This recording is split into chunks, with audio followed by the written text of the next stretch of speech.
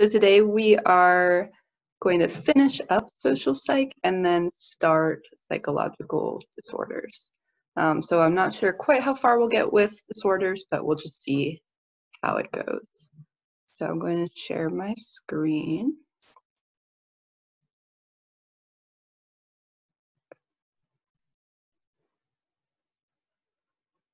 And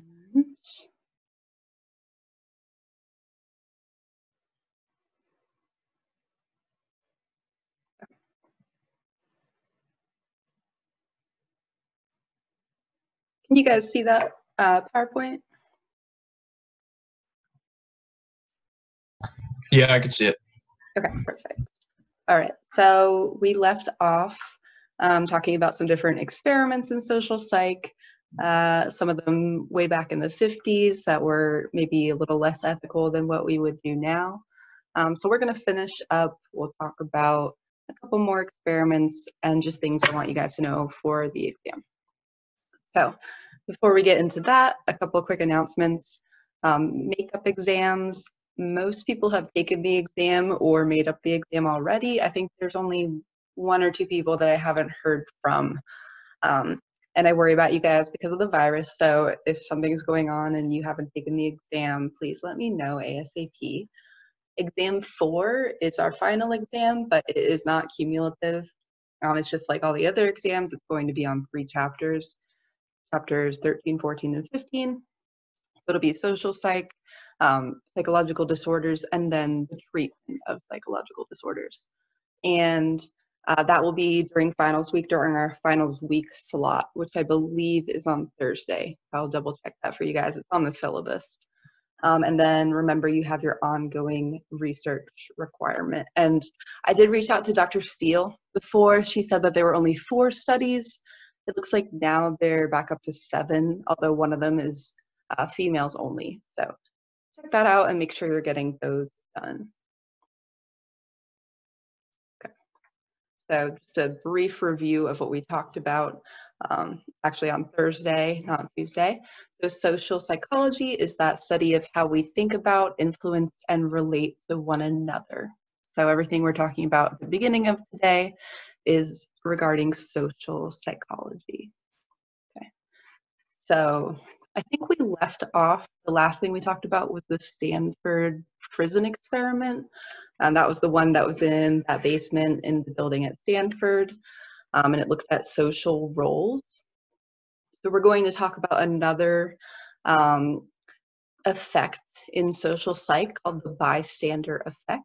And this is when a person in need is actually less likely to receive help as the number of people who are present increases. So all this is basically saying is if someone is in crisis or they're having an emergency, the more people who are physically around them, the less likely any one person is going to be to help them.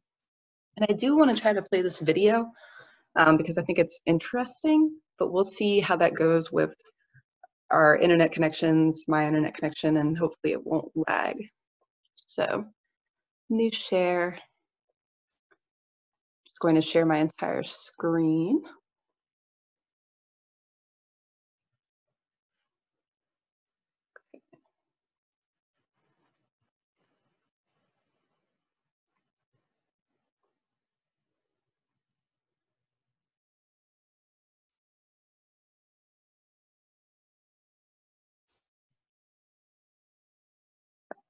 So let me know if you guys are able to hear this. Plays like this street in New York City. If you were unfortunate enough... Is that okay for you guys? I can hear it, and the picture's a little laggy, but I can hear it. Okay. This one isn't long, so we'll just try watching this one, and if it's too difficult to watch due to lag, then we won't watch other ones today. All right. So this is an example of the bystander effect.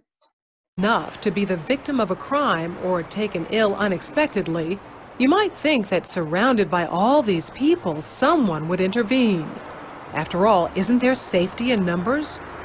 Psychologists say no. Research suggests that often a victim is less likely to receive assistance when surrounded by a group rather than a single bystander. when people are in a crowd, it's easier to pass the buck. It's what psychologists call the diffusion of responsibility. Liverpool Street Station in London, a busy thoroughfare for commuters. Unknown to these passers-by, Peter is an actor. As part of an experiment on bystander apathy, he's pretending to be ill. Help! Help! How long before he gets help? Please, somebody. Help! Help me, somebody. Please help me. Helping would be inconvenient or even risky. He lies there for more than 20 minutes and no one raises an eyebrow. Please, somebody help me. It's always very distressing to watch situations like this where people are obviously suffering and no one's actually helping them. But what we have here is two conflicting rules. One is the rule that we ought to help, and the other is the rule that we ought to do what everybody else is doing. And here you have effectively a group of strangers who are exerting the pressure not to intervene, not to help. And it's very difficult to rebel. Ruth, another actor, takes Peter's place. How long before she receives help?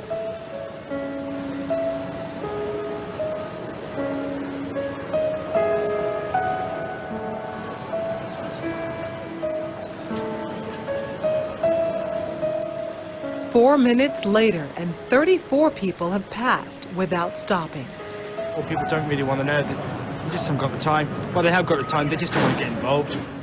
Unwittingly, these strangers have silently formed a temporary group with a rule: don't get involved. They're afraid to stand out from the crowd and won't take action if no one else does. This woman has clearly spotted Ruth, but she conforms to the rule and does nothing. Watch what happens, though, when someone else helps. You alright?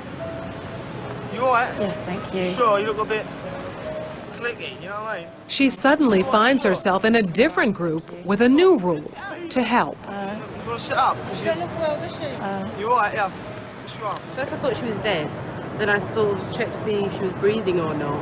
And I looked around and I couldn't believe that no one had noticed her, because there was a bloke sat there just absorbed in reading a newspaper. This time, Peter's dressed as a respectable gentleman. Now that his dress is in keeping with those around him, how long before he's rescued? Hello, sir. How are you today? I'm alright. 6 seconds. She even calls him sir, and suddenly everyone's a good Samaritan. Do you suffer from epilepsy? No. Why you're lying on the floor in the rain? Because he's part of the right group. Everyone wants to help. I would just hate to be in his position of feeling ill and nobody helping and walking past, so I'd just like to check that he was okay. And I thought, well, it's wet, so he must really be ill because he's going to ruin his suit anyway. Okay, so that little study is an example of the bystander effect. All those people walked by and didn't do anything. So let me go back to my PowerPoint here. There we go. Okay. So there's different factors that are mediating this effect. First of all, the number of people present. So the more people you have, the less likely each is to help. So if there's just 2 of you walking by on the street, you might actually be more likely to help than if there's an entire crowded city street, maybe in New York City, walking by and not doing anything. And that might be an individual looking around them and saying, wow, all these people aren't doing anything. Maybe I should not do anything either. But if there's only a few people around, you're gonna feel that responsibility to do something.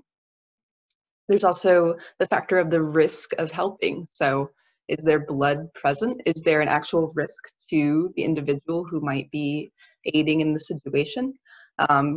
If there's some chance of disease or harm, people are going to be less likely to help. If there's a perpetrator present, people are also going to be discouraged from helping. They don't want to bring harm to themselves. If physical action is required to help, people are going to be less likely to help. So the more you need to do to help the person, the less likely you're going to be to intervene. For example, if you're just required to call 911, that is a very different situation than if someone is drowning and no one is around and you need to swim and save them. And do you know how to swim well enough to rescue someone? And do you know CPR? That's a lot more of a physical action that's going to be required. So people are going to be less likely to help in that situation. Interestingly, people in urban areas are less likely to help than those in rural areas. And this might partially be just the dynamics of the social climate. So sometimes people in rural areas live in small towns, they all know each other. They might be more likely to help people because they know who they are, versus a large urban city like New York or LA. You're not likely to know random people walking by on the street, and you're going to be less likely to help. And finally, the perceived reason for the person needing help. So if someone is maybe stumbling or getting sick on a subway, if they are perceived to be drunk, people are going to be less likely to help than if they're perceived to be sick. Even if they are showing the same exact symptoms and struggling in the same medical capacity, the reason for needing help is going to affect the likelihood of people helping. So one very famous example of the bystander effect was the Kitty Genovese case. And this is a crime that happened back in 1964. It's become pretty famous in the field as an example of this effect. So a young woman named Kitty Genovese was attacked in an urban residential part of Queens. So she was attacked outside of an apartment complex or an apartment building in Queens. And she was actually stabbed and raped over the course of 30 minutes. The attacker actually left and came back to continue, and no one helped her. There were reportedly 38 witnesses, and none of them either helped or even called the police to come and check it out. So this is a very famous case because so many people were inside their apartment seeing this happen or hearing this happen, but they did not call the police. So what might be happening here due to the bystander effect is they're all assuming maybe someone else is already taking care of it, or it's too dangerous to get involved, or probably some combination of those. So you guys might hear of this case in the future. It is pretty famous. And just know this is a famous example of the bystander effect.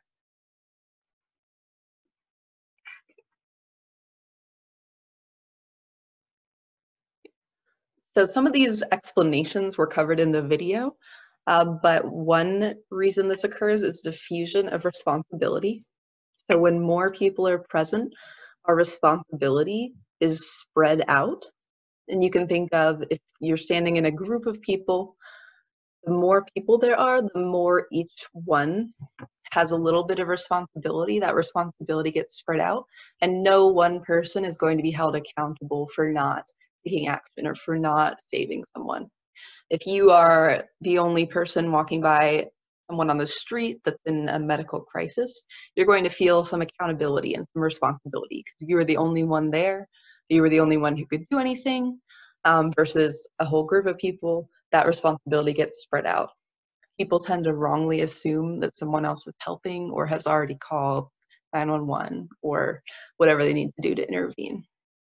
So this diffusion of responsibility occurs. And there's also a pluralistic ignorance, which the video briefly covered. And that is where people rely on those social cues to figure out what to do. So we talked about how that can be a good thing. If you see a bunch of people running out of a building or evacuating a building, that is helpful to us. Those social cues tell us you probably don't want to go into that building. So social cues can be helpful. But in this case, it can cause this pluralistic ignorance. So we assume that everyone else knows more than we do about the situation. And if no one else is doing anything, we assume, okay, this isn't something I need to get involved with. But what individuals don't realize is that others in this situation also don't know. And everyone is having the same effect of relying on the social cues of the group.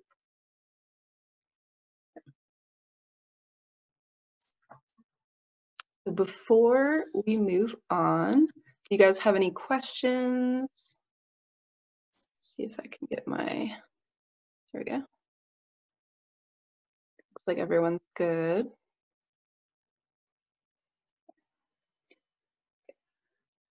So we're only going to talk briefly about religious cults, kind of an interesting part of the chapter.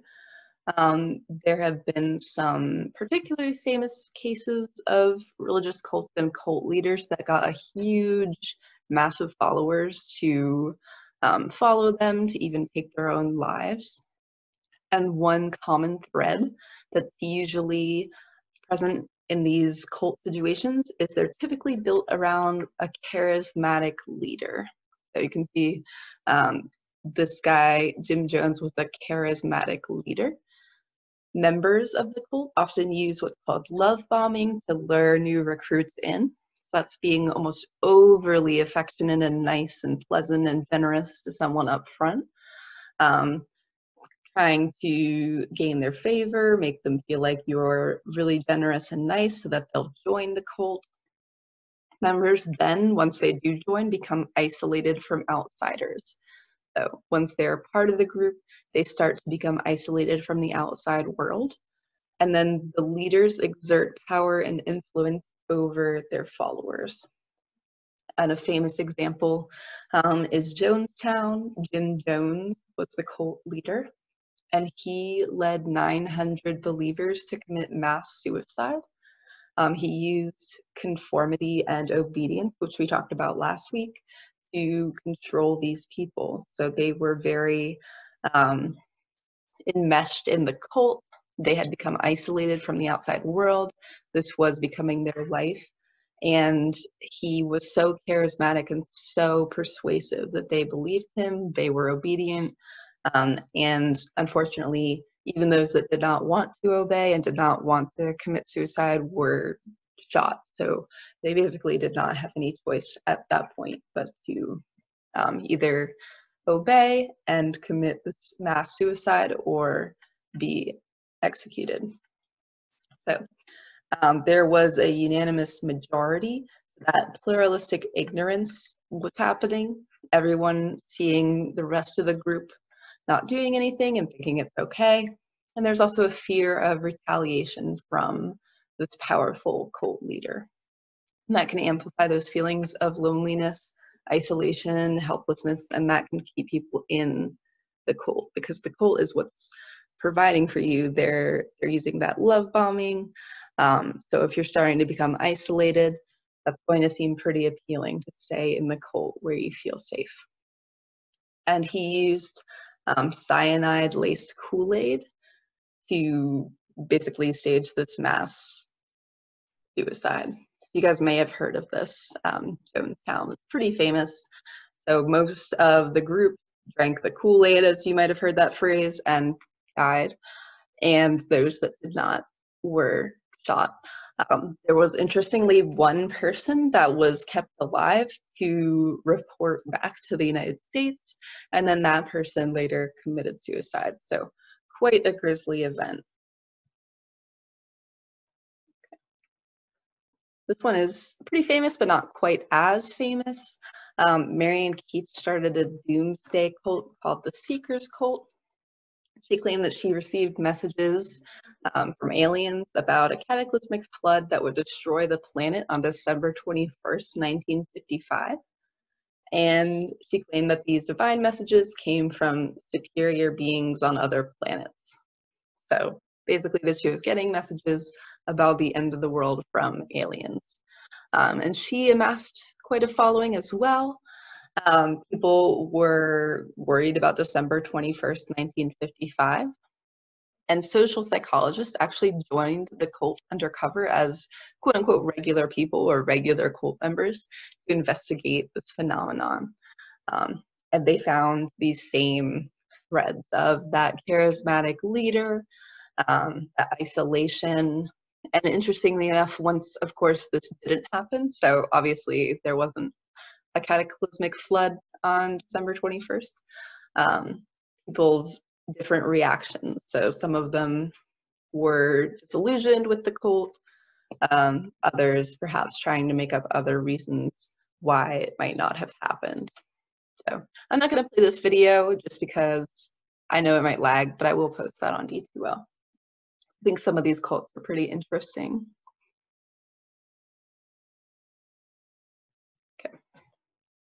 So going to go over a few quick terms, and like I said last week, a lot of these things are terms you already know but just haven't given specific words to. So don't get overwhelmed with all of the terms and feel like it's all new information that you have to learn, because some of it is somewhat intuitive. They're things that you already have experienced in your own life, and we're just giving terms to them.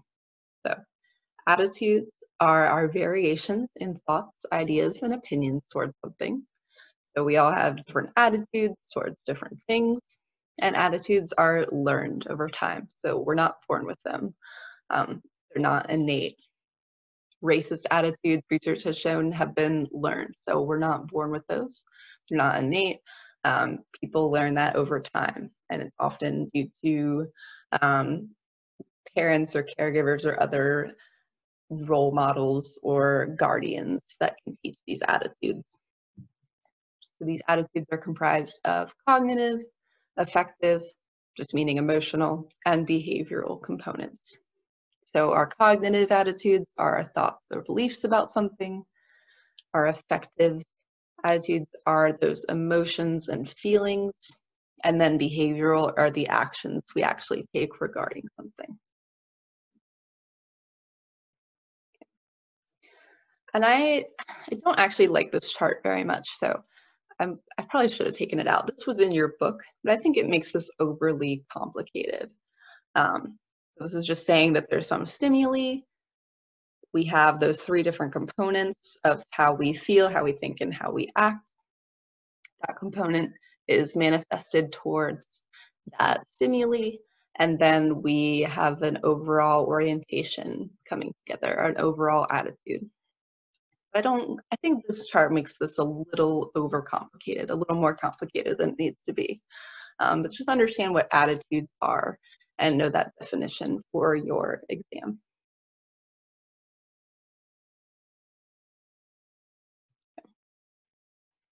The book also talks about cognitive dissonance theory.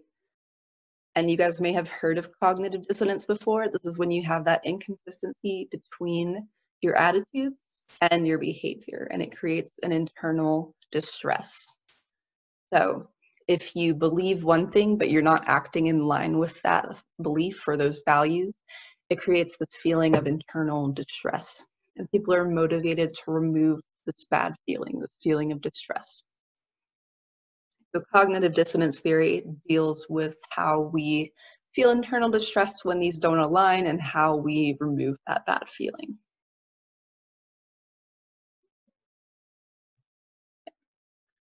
So we have several options here. We can make an attitude change, we can make a behavior change, we can make an attitude distortion, or a behavior distortion. So an easy example to walk through this with is thinking of someone that's smoking. So say your friend constantly smokes despite knowing that smoking causes cancer. So that might describe someone you know or yourself. You might smoke, or you might have a friend that smokes, even though everyone knows that research has shown it is correlated or a cause of cancer. So how can they reduce these feelings of cognitive dissonance from their actions of smoking not matching up with those cognitive attitudes, those beliefs about the harm it can cause? So they can make an attitude change. This might be saying something like, I know lots of people who smoke and they lived a really long time. My grandma's 94 and she's smoked her whole life. Changing that belief system, changing those attitudes, saying it's not that unhealthy. You can make a behavior change, and that would be stopping smoking because you know it's bad for your health. You could make an attitude distortion.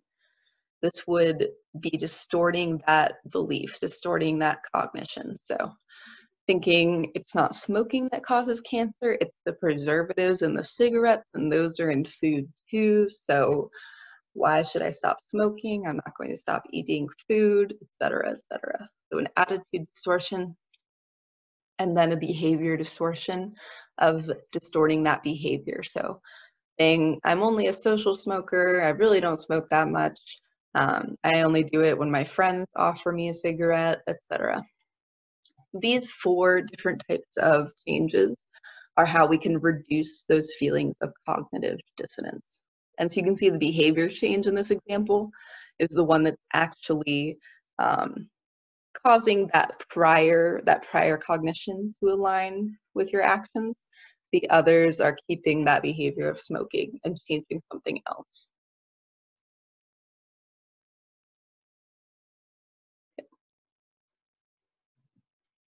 I want to talk briefly about stereotypes. I think you guys are probably somewhat familiar with stereotypes already. These are those attitudes and opinions about people based on a certain group affiliation. So examples of some groups might be gender, ethnicity, your age, your sexual orientation, body size, maybe what state you're from, even in the US. So different group affiliations. And stereotypes assume that the group members share identical traits. So the assumption that everyone in the group shares some set of identical traits. And so sometimes our brains use stereotypes as a type of shortcut. There can be, as they say, a kernel of truth behind some stereotypes. For example, people in a certain area might tend to have a certain accent that might be true. However, applying that to all individuals is going to be erroneous. That's not going to be accurate. So there are always going to be exceptions. Not all group members are going to share identical traits. So one example would be, as we know, vision and hearing becomes impaired with age, and that can affect your ability to drive a car. So some elderly drivers are unsafe and dangerous drivers. They continue to keep their license even though their ability to see or hear has gone downhill. But this doesn't apply to all older adults, excuse me. So that is a stereotype about elderly people. So you wouldn't want to just assume from someone's age that they cannot drive. So that would be an example of a stereotype. If you guys are in a sorority, that would be an example of perhaps a group that you're affiliated with. And you probably, if you are in a group like this, if you're in a club, a sorority, any sort of group that you yourself are in, you probably think of yourself and the other members as heterogeneous. So you are aware of their differences. You might know them more personally, so you know their individual differences. You know you're not all the same. But you might think of other groups, like other sororities or other clubs, as being more homogeneous. Group members and other groups that you're not in might seem more similar. That's because you're not in that group. You're not as aware of those individual differences, and you're using those stereotypes to use a shortcut and make assumptions. The pictures I have here are an example of gender stereotypes, and these are very, very apparent in children's toys. So you see a lot of pink girls' toys and clothes, and blue boy things, and that would be an example of that stereotype, that girls prefer pink. So that's why I have a picture of these different toys here. And in the picture on the left, they're sort of breaking that stereotype. So one term I do want you to know for the exam is stereotype threat. And this is when one is at risk of confirming negative expectations about one's own social group. So this happens when an individual is placed in situations where they fear their performance will match this prevailing stereotype. So there is a stereotype that girls are not as good at math, or elderly people have poor memory. So both of these examples could involve a person taking an exam, perhaps a female student taking a math exam, or an elderly person taking a cognitive memory test.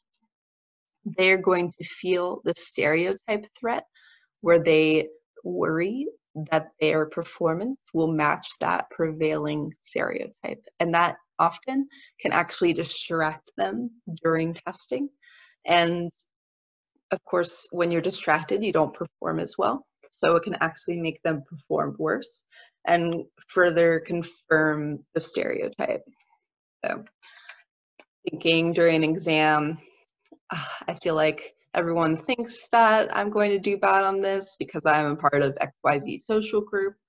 You're worrying while taking the test. That's going to distract you from performing as well as you could on that test, and then you're going to perform worse and perhaps confirm that stereotype. So that is stereotype threat. That is something that people need to be careful about when creating exams and when looking at things like IQ testing, because we need to be aware that sometimes different stereotypes can affect people's abilities to perform well on different types of tests like IQ tests. I'm not going to play this video, but I will post all the videos on D2L.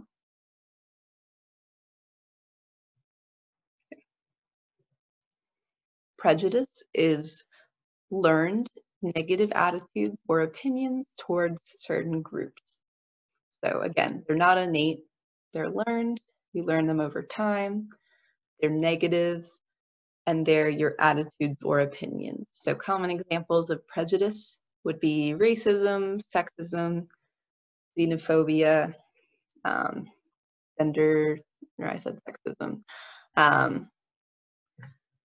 judging people for their sexual orientation, homophobia, etc. And these are learned, again, not innate. So prejudice are the attitudes, and then discrimination is the behavior. So discrimination are adverse behaviors directed at groups towards which one holds those negative and prejudicial beliefs. So the prejudice is your negative attitudes. Discrimination, you're actually taking action against that group. So many laws prohibit discrimination, but unfortunately it still occurs in this country. And it's improved somewhat since the beginning of our country, and since we had a lot of kind of uprisings in the 50s, people protesting for more racial equality, women protesting for rights, but to think that that is gone is an oversimplification. It definitely still exists. So discrimination are those adverse behaviors that you would take against someone that you're prejudiced about.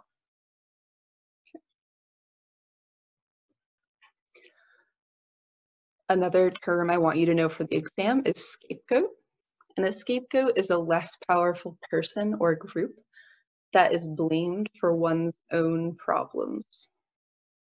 And it often leads to feelings of prejudice towards the person or group being blamed.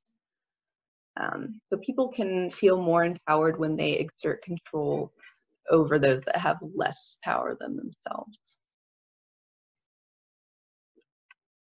I don't want to play this video, but I will post it as well.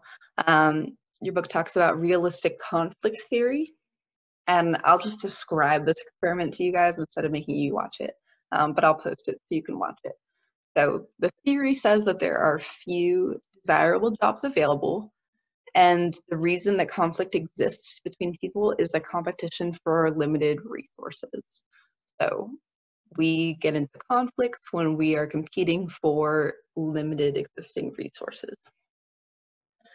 So this video that I will post online, it's called the Robbers Cave Experiments, and it involved researchers setting up an experiment at a boys' summer camp, and they separated the boys into two groups. So the first week when the boys got there, they were already separated, and they did not know there was another group. They are at summer camp, they're in their own kind of tribe, and they don't know that there is another group of boys across on the other side of the park. It's a pretty large park. And the researchers wanted to look at how these boys work together when they're in a group, and then when they're made aware of a competing group, how this brought about conflict. So the Robbers Cave experiment supported this realistic conflict theory and the notion that to decrease discrimination, so if we want to decrease that behavior based on our prejudices. It's vital for people of equal status to work together toward a common goal. And so they started out with the boys not knowing about the other group, then they created a competition between the two groups. This led to conflict. And then finally, the last part of the experiment was having the boys work together towards a common goal, and this decreased discrimination towards the other group or tribe. So you guys can watch that video if you're interested, but just know the overarching idea of this conflict theory being based on limited resources.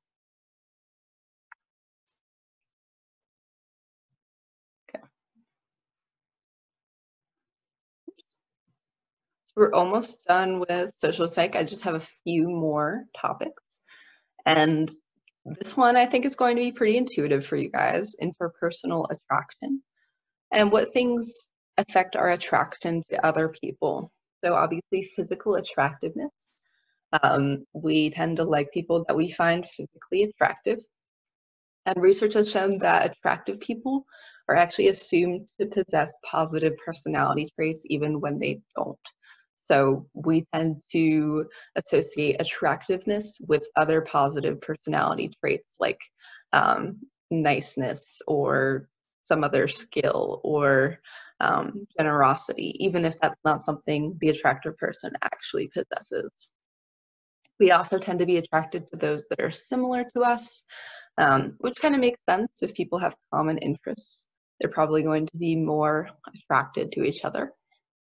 We are also attracted to people that are in close proximity to us.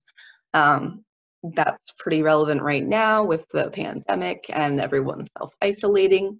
I imagine that's having a huge effect on people that are in long-distance relationships, or maybe some of you guys are in relationships with someone from school, but now you're miles apart.